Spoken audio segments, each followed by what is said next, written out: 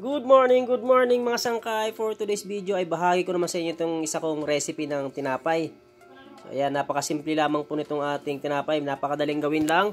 At simpleng ingredients lamang yung ating gagamitin dito. Pero bago tayo magsimula ay paki-like at share ang ating video. At paki-subscribe na rin po kung sakaling ikaw ay hindi pa nakapag-subscribe. Ang tawag nga pala sa tinapay nito mga sangkay, ang tawag namin dito ay Chinese pie. So ayun, kung gusto mong matutunan ito kung paano ko ito ginawa, ay panoorin mo lamang ang video simula hanggang dulo. So ayun, simulan na po natin. At ito na yung ating first step. Bale, itong ating uunahin nga pala is yung ating pabalat. So ayan, meron tayong asukal, vanilya, naglagay tayo ng isang pinch na asin, at powder milk, then tubig. Sunod ay naglagay ako ng lard. At pagkatapos natin ilagay yung mga ingredients na kinabanggit, ay haluin natin ng maayos. Ayan, bali hindi na ako gumamit ng wire whisk dahil mamaya ay ang gagamitin natin panghalo dyan is kamay. So ayan, nag-gloves na lamang po tayo dyan. Bali kung kayo gagawa nito mga sangkay, pang merienda lamang. At ito ay medyo marami-rami to. Bali nasa 1 kilo yung pabalat natin at nasa kalahating kilo yung palaman. Ay pwede nyo naman po itong hatiin. Bali puntahan nyo na lamang po sa description yung ating kumpletong ingredients, yung sukat ng ating mga ingredients at hatiin nyo na lang lahat. Pero kung ito ay gagawin yung pang negosyo mga sangkay, ay siguraduhin nyo po na kayo po ay magkukosting. Para po alam nyo yung magiging posibleng puhunan nyo dito sa inyong gagawing tinapay. So ayan, bali sunod nating linagay ay ang ating harina at baking powder. So bali bubuhin lamang po natin itong ating minamasa.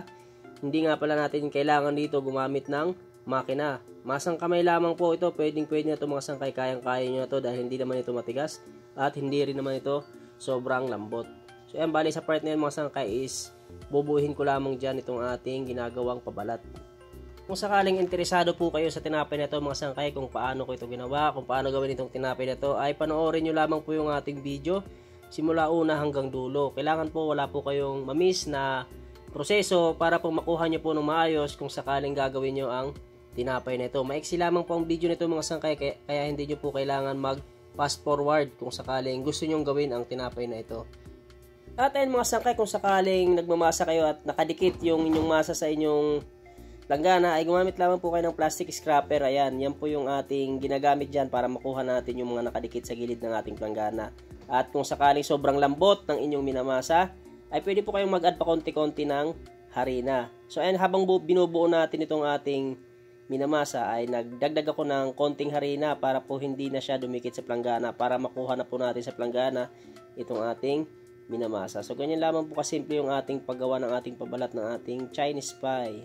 So ayan, bale, next step natin, kung sakaling nabuo na natin itong ating minamasa, ay itabi muna natin yan at punta na tayo sa ating palaman. Yan, palaman naman ang ating mamasahin. So ayan, kailangan lang natin ng asukal, cocoa powder, original yung aking ginamit mga sangkay. Naglagay rin ako ng konting asin at food color na brown. So ayan, bali tansyahin nyo na lamang po yung daming food color na inyong ilalagay mga sangkay ha. So sunod natin ilalagay ay tubig at margarine.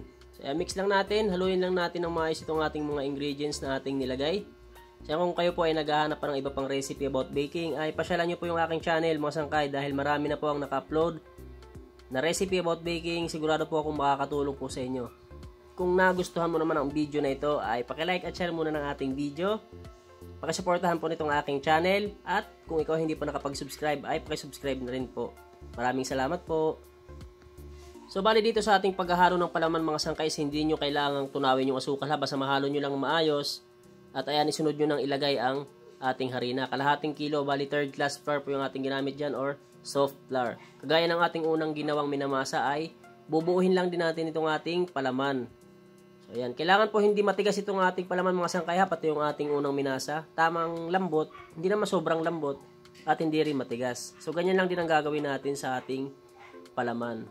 Ayan, payo ko lamang po sa inyo kung sakaling kayo ay maggagawa ng tinapay at bago nyo i-mix ang mga ingredients, ay double check nyo po kung tama ang inyong mga ingredients na nailagay, mga sukat.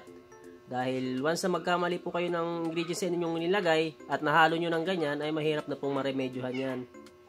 Lalong-lalo na kung hindi nyo na matandaan kung anong ingredients yung kulang or nagsobra sa sukat. So ayun, bali tuloy lang tayo sa ating pagbubuo nitong ating or binubuo na palaman. Kagaya ng ating unang ginawa, bubuuhin lang din natin to. Kung sobrang lagkit po ng inyong minamasang palaman ay pwede po kayong mag-add pa konti-konti ng harina. Huwag nyo lamang po sosobrahan dahil baka itong ating minamasa ay tumigas naman. So bali ganyan lamang po kalambot yung ating ginagawang palaman. At kapag nabuo nyo ng yung palaman ay pumunta na tayo sa ating next step. So ayan, ito na yung ating next step. Bali titimbangin na muna natin yung ating pabalat at saka yung ating palaman. So ayan, bali maglagay tayo sa lamesa ng konting harina or pulbosan natin yung ating lamesa para po hindi dumikit itong ating mga masa. So kung makikita nyo, yung ating pinaglagyan ng ating tinimbang na masa ay may harina para po hindi dumikit sa lamesa itong ating tinimbang na masa. So ayan, bali timbang ko nga pala dyan ng ating puti na masa ay 110 grams. So, bali kung interesado ka sa video na ito mga sangkay, inuulit ko, panoorin po yung video simula una hanggang dulo dahil lahat po ay nakadetalye na para po kung sakaling gusto nyo gawin itong ating recipe ay kung hindi ko man babasa kaagad ang inyong comment ay hindi ko kaagad mare-replyan yan. Bali hindi kaagad kayo makakagawa. Bali panoorin nyo na lamang po yung ating video simula hanggang dulo dahil lahat po ng gagawin dyan or step is nakadetalye na po sa ating video. Maiksi lang naman itong ating video mga sangkay, kaya tiyagaan nyo na lamang po sa panonood itong ating video dahil para makuha nyo na po ng tama yung paggawa nitong ating Chinese pie or itong ating tinapay or kahit na anong video na mapanood mo sa aking channel mga sangkay. Pero kung sakaling meron kayong mga katanungan, wag po kayong mag-alinlangan mag-comment. Mag-comment lamang po kayo dahil sasagutin ko po yan hanggat alam ko ang sagot or kaya kong sagutin. At ayan, natimbang na natin lahat ng ating pabalat or itong ating puti na masa. Sunod nating titimbangin itong ating palaman. Bali yung timbang ng ating palaman mga sangkay is 60 grams.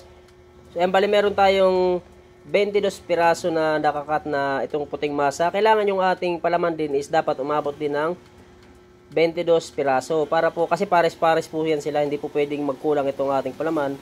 At hindi rin po pwedeng magsobra. Kaya kailangan po pares po dapat yan. Kailangan po umabot din yan ng 22 pieces itong ating palaman. At ayan, kung sakaling hindi mo napansin yung ating mga sukat ng ingredients dito sa ating screen ay dumiretso ka na lamang po sa ating description dahil doon ko na lamang po ilalagay lahat ng ingredients at mga sukat sa ating description. Sana po ay makatulong po sa inyo ang video nito kahit na simpleng tinapay lang po itong aking ibinabahagi. At ito na mga sangkay, nakat na natin lahat. So ayan, binilang natin. Ayan, 22 piraso yung puti at 22 piraso na rin yung ating chocolate na palaman. So, next step natin is popormahin na ngayon natin itong ating tinapay. Okay, para dito sa ating pagporma ng ating tinapay, ayan, maglagay ka ng pulbo sa lamesa at para hindi dumikit yung ating masa. Ayan, pagpapatungin mo lang yung dalawang kulay mga sangkay, medyo palalaparin mo at babalutin mo lamang yung chocolate na ating palaman. Ayan, babalutin mo ng ating masa na puti. So, ganyan lamang po kadali. So, ayan, medyo laparan nyo at ilagay nyo sa tray. So, ganyan lamang po kasimple yung pagbalot ng ating palaman. So, ulit. So, bali ganyan lang kasimple yung ating pagbalot ng ating palaman. Laparan nyo lamang po yung puti, medyo laparan. At, yan, ipatong nyo yung ating chocolate na palaman at balutin nyo po yung chocolate na palaman. So, ganyan lamang po. Sana po itong ating video ay makatulong po sa inyo, lalong-lalo na po sa mga nagsisimula pa lang or naghahanap ng ibang klase ng tinapay na gustong gawin or gawin pang negosyo. So, alam ko pong marami nang may alam nitong tinapay na to.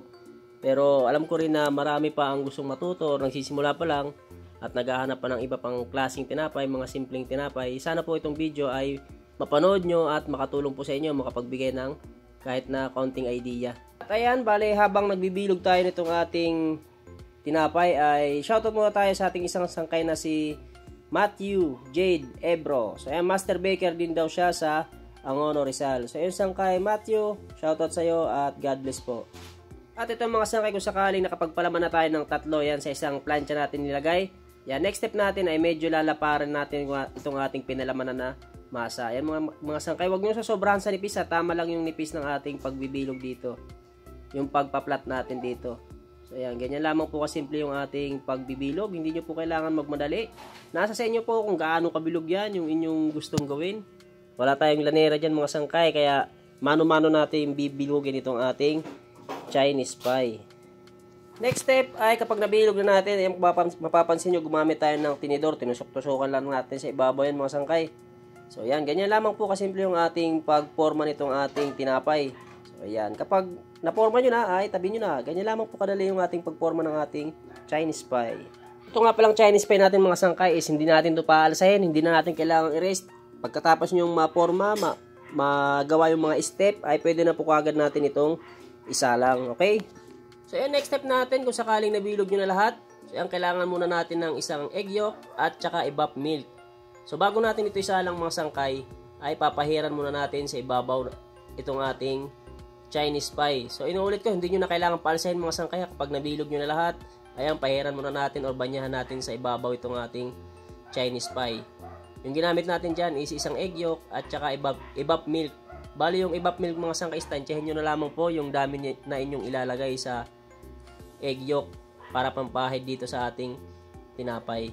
At ayan, kung sakaling napahiran nyo na lahat, nabanyahan nyo na, ay pwede nyo nang isalang. So ayan, bali yung init ng ating oven dyan is 180 degrees Celsius. So isalang na natin. Bali, katamtaman lakas ng apoy po yung aking ginamit. So ayan, 180 degrees Celsius mga sangkay yung aking init ng oven dyan ha. At katamtaman lakas ng apoy yung ating gagamitin. So ayan, bali after 8 minutes, bali lilipat ko po sa itaas yung ating nakasalang sa ibaba. Para po hindi masunog yung ilalim nitong ating Chinese pie. Kung mapapansin nyo, mapula na yung ilalim ng ating Chinese pie, maputi pa yung ibabaw. So ganyan po, ililipat ko po yan sa taas para po yung ibabaw naman po yung ating papapulahin. Yan po yung purpose ko ng paglipat ng tinapay sa taas. Dahil po pag nasa baba, ang impact po ng init niyan is nasa ilalim din po ng tinapay. Yung ilalim po ng tinapay yung masusunog niyan kung sakaling masobrahan ng luto sa ibaba. Kaya po natin kailangan ilipat sa taas para po yung ibabaw naman ng tinapay yung ating mapapula. So, naintindihan po kasi may nagtatanong po sa akin eh. So, ayan, after 10 minutes sa taas ay napapula na natin itong ating Chinese pie, yung ibabaw. Bali, niluto lamang natin ng 18 minutes. 8 minutes sa ibaba at 10 minutes sa taas. So, ayan na po yung ating Chinese pie, luto na. Bali, palalamigin muna natin yan bago tayo magpunta sa ating susunod na gagawin. So, ayan po yung ating Chinese pie, yung simpleng paggawa at pagluto ng ating Chinese pie. At ito na yung ating Chinese pie. Kapag malamig na, ihanda na natin dahil atin na itong i-slice or hihiwain. So, ayan. Isang bilog natin is 4 na slice po yan. Bibenta ko po yan ng 5 piso. Yan, ganyan lamang po kasimple yung ating tinapay ngayon. Yung ating share na video. Share recipe ko ngayon sa inyo mga sangkay. Napakasimple Chinese pie. Sana po ay makatulong po sa inyo yung video na ito mga sangkay. Sana ay magkaroon kayo ng idea kung sakaling hindi nyo pa ito nagawa itong tinapay nito. Simple lamang po, napakadaling gawin lamang nito. At hanggang dito na lamang po ang video nito. Sana po ay may natutunan kayo. Sana ay nakapagbigay sa inyo ng idea itong ating video nito. Maraming salamat po sa panonood. Paki-like at share po nitong ating video. At paki-subscribe na rin po. Thank you for watching. See you on my next video.